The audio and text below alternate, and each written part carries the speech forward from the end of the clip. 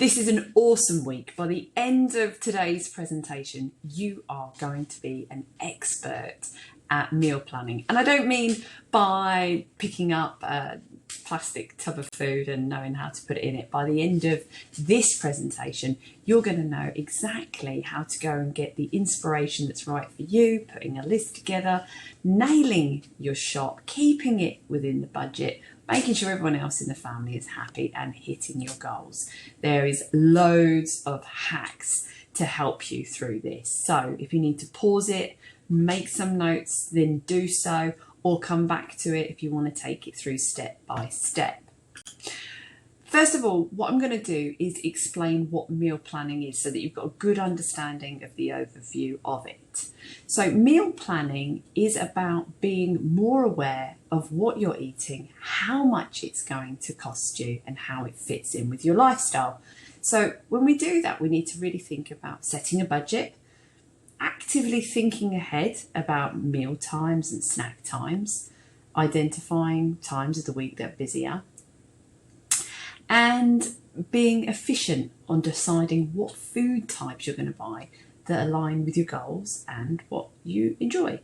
We need to make sure that when we are planning, that you stick closely to a planning method that you're using now. So just think about this for a moment. How do you currently plan your week? Do you use an online calendar or do you use a handwritten one, like here in the presentation? What do you currently put in your weekly plan? Do you include things for work and home together? Do you plan things that are coming up in your week, like special occasions, people's birthdays, going out? Or do you plan right down to the nitty-gritty? So when we think about planning food, we can put this on top of what you're currently doing when you plan your week. So use what method you have at the moment and look at that week ahead and look for the gaps. Where have you got busy days that perhaps you'd benefit from having some food cooked in advance or maybe leftovers? Do you prefer having leftovers heated up or can you eat them cold? That's going to it's going to be important when you decide what to cook in bulk. Do you need to make a little bit more effort of how you're planning your week in order to understand where those gaps are? Where have you got time to sit down as a family? And when are you going to be eating out? Or do you have a social gathering coming up? Planning ahead is also going to allow you to do this with the family. So you'll be able to sit down with everybody in your family. Think about that one time in the week where you know everyone in the family can get together. You make it a meal time, perhaps everyone sat around the table, and have your planning activity for the week around food there and get everyone involved. It's important that the nutritional needs of everyone in the family are met, and that means enjoyment too. If you struggle with getting a fussy eater to eat something, but you give them the option to choose something as well, they're going to be a lot happier overall. So make it about the family and make sure that you're eating together when you can, when time allows, and trying to make sure that you're all enjoying the good food, the healthy food, and those choices that you're making. Get everyone involved. It's a bigger support network for you, and you'll find that your food remains social. Food is incredibly social, and it keeps that enjoyment and the fun element there as well. When we look at how we're going to plan, when we sat down with your family, or perhaps maybe you like to do this on your own or just with your partner, however you are deciding to put this plan together, one of the first things that I want you to think about is going back and getting some ideas from your nutrition guide. So when you have a little look at your nutrition guide, we've covered over protein. You've got a list of them there. Make a note of your favourite proteins. Make a note of your favourite vegetables. You've got a complete and comprehensive list there. And also of your carbohydrates. You can choose from your favourites there. Use that as a gauge for, oh, well, normally I might have white rice, so I'm going to think about going for brown rice this week. Use these just to reflect back to. With your fats, we're going to be using those to cushion and flavour the food. So use your fats as a guidance there for thinking about how you can increase the flavour from the other foods on those lists. Use a few recipe books as well, you know. This is an opportunity to try something new. You give yourself the opportunity to try one recipe a week on one of those less busier days. If you use and refer to the ebooks that you have access to, there's over 20 of them. Each one has 30 different recipes, and those recipes have a barcode which can be scanned directly into MyFitnessPal if you're using that to track your nutrition. And it has a full breakdown of all of the macronutrients as well. So the calories, protein, carbs, fats and fibre there, with an ingredients list that you can pop straight onto your shopping list and instructions for how to. You'll also notice that my ebooks do have hints and tips. So if you need to reduce the carbs, for example, here in this particular recipe, it says to reduce the amount of beans and add in some more veggies. All of the recipes have these little hints and tips. Once you've got a good idea of the foods that you do want, make a list. Use the meal planning sheets that are available in your week that are in there today for you as a PDF document for you to download and print. You'll see there's lots of different ones available. This is the healthy dinner ideas. So you can just sit down and note some dinner ideas. You might come up with more than you need for a week, some that you can save for future weeks. Making a note here is also going to help you with preparing the ingredients that you need, as well as choosing all of those proteins, the carbs and the fats you need. Make a note of any dry spices that you might want to flavour those meals. You can plan out your week and how those meals and those ideas are going to look by matching your breakfasts, lunch, dinners and snacks on the days of the week with your normal planning methods. So by identifying those busier days, you can jot them down. You could even write busier on here, couldn't you? Using it. So you can cross-reference your current planner with this meal planner to identify days where you're going to need to have something pre-made, where you could cook extra the night before so you've got some leftovers for lunch, some easy to go to, or where you've got more time to sit down with a family or be more adventurous and try a new recipe. Okay. When you're taking your meal plan or your shopping list into the supermarket, a few tips for you when you do hit the supermarket. Hydrate and eat before you go. Going shopping, if you're feeling hungry, is setting yourself up for temptation of foods that you might not have on your list to be tempted to put in the cart. So resist that. Build yourself up against it by making sure you're properly hydrated and you've eaten before you go. If you want to top up some extra steps for the day as well, park a little bit further away just to increase that daily step total. Don't forget to take your shopping list with you. You can always do your shopping list on your phone, so you don't need to print off anything in case somebody might leave that at home using your phone. If you use your notes in your iPhone, you can also share that notes with any of your other family members if they're the one who's going shopping.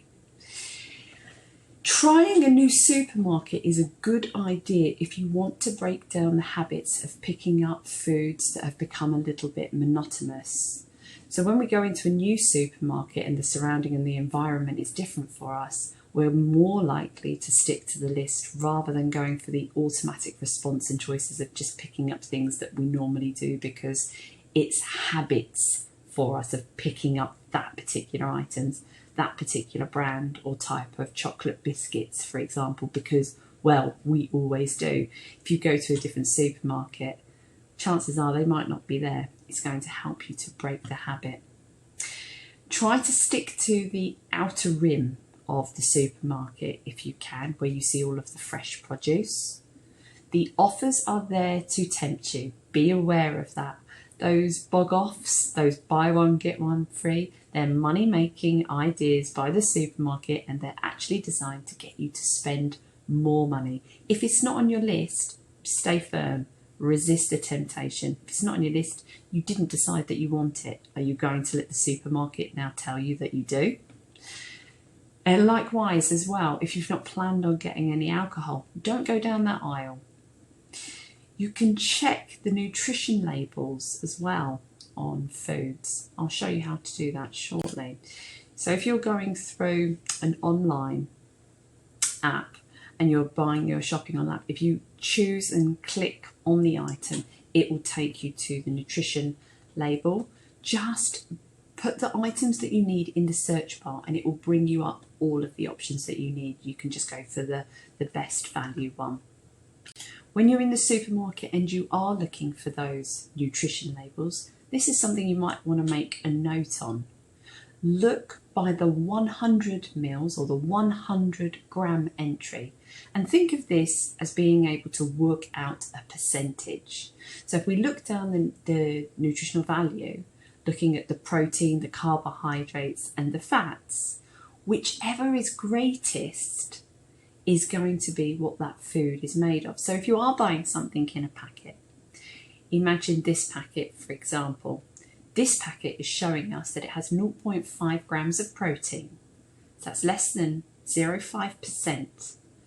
10.5 grams of carbohydrates and fats, there's trace of it there. So that tells us that this product is a carbohydrate. Whatever this product is, it's a carbohydrate because that's what it's mostly of.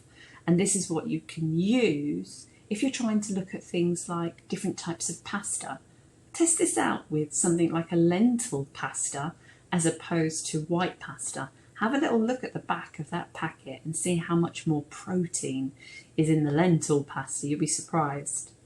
Likewise, if there are more than 1, 2 or 3 ingredients in the packet, it's going to have an ingredients list. They have to, by law, list the ingredients in what is the greatest. So if the first ingredient is sugar, it's probably something you want to pop back on the shelf. Eating out. So you've had a little look at your planner, you know you're going out on, let's say, Thursday night. Do you know where you're going? Brilliant. You do. You've got a good idea of where you're going. Have a little look online at the menu. Most places now have a menu online.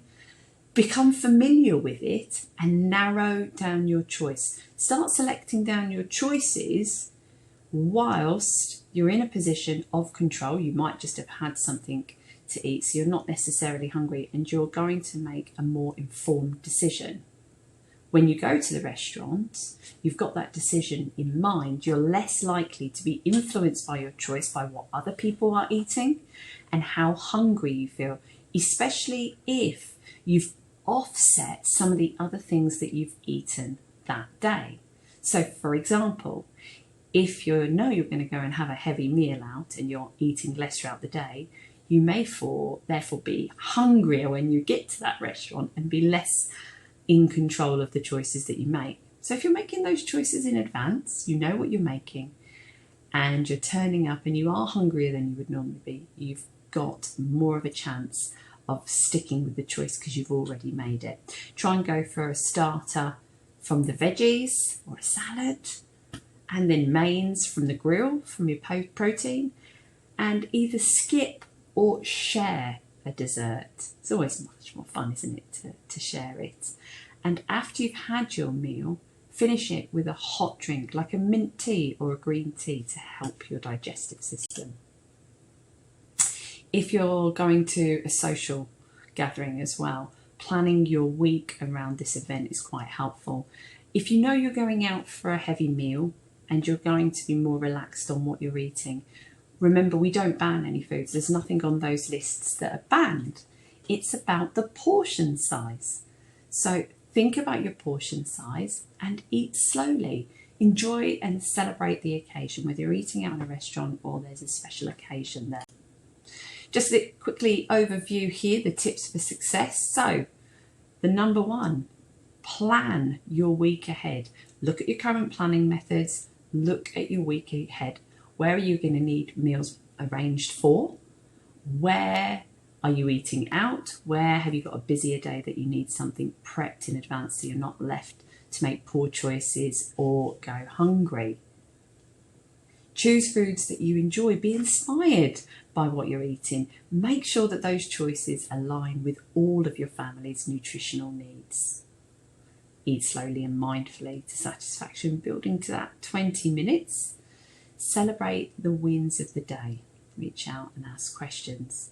One of the big benefits to meal planning, as well as working towards your goals, is the money that you can potentially save.